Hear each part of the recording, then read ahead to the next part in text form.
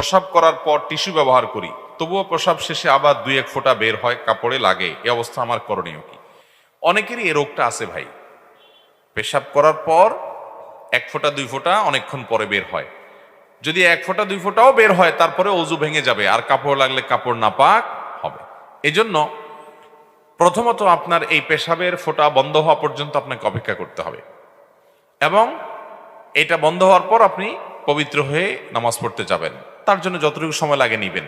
আবার অনেকের আছে অহেতুক সন্দেহ, পেশাবের ফোঁটা বাহির হোক বা না হোক, তার মনে হয় বাইর হয়েছে, ঘন ঘন চেক করতে হয়, আছে না নাই? তো এইটা হলো রোগ। এই রোগকে পাত্তা দেওয়া যাবে না। যদি দেখেন যে এরকম প্রায় দেখছেন চেক করে আসলে কিছু বাইর হয় নাই, অযথা আপনার মনে হয়েছে, তাহলে এটাকে পাত্তা দিবেন না। নবী করিম সাল্লাল্লাহু আলাইহি সাল্লাম তো ভিজা হাতে পানি নিয়ে এরকম ছিটা দিতে বলেছেন, কাপড়ের উপর দিয়ে, লজ্জাস্থানের বাইরে কাপড়ের উপর দিয়ে ছিটা দিতে বলেছেন। কেন?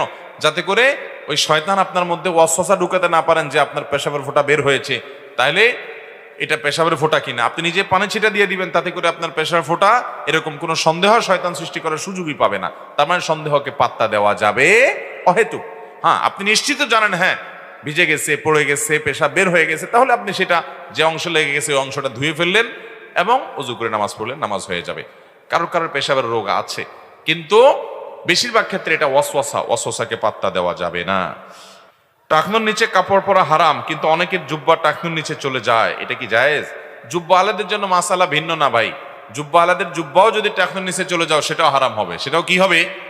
জুব্বা আলাদের জুব্বা যদি টাকনুর নিচে যায়, সেটা কি হালাল হবে? সেটা কি জায়েজ হবে?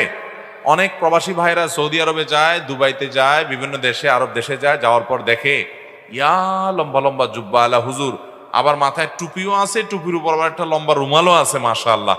এই লোক টাকনুর নিচে পায়জামা তো পড়তেছে, জুব্বা তো পড়তেছে, আবার দেখা যায় যে আপনার 3 আঙ্গুলের একটা সিগারেটও ধরায় টানতেছে, আছে না নাই?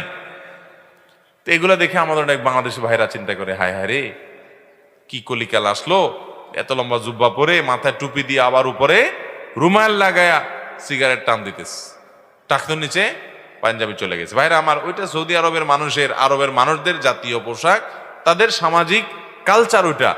এটা দিয়ে আপনি আলেম বা তাকে হুজুর মনে করার কোনো কারণ। সবচেয়ে বড় কথা হলো, এমনকি কোনো আলেমও যদি জুব্বা পরে, সেই জুব্বা যদি টাকনুর নিচে চলে যায়, তো সেটা হারাম হবে, সেটা হালাল হবে। মা আসফালা মিনাল কাবাইনি ফাফিন্নার, টাকনুর নিচে যা গেল সেটা জাহান্নামে যাবে। অতএব সেটা জুব্বা হোক, সেটা চাদর হোক, সেটা আপনার লুঙ্গি হোক,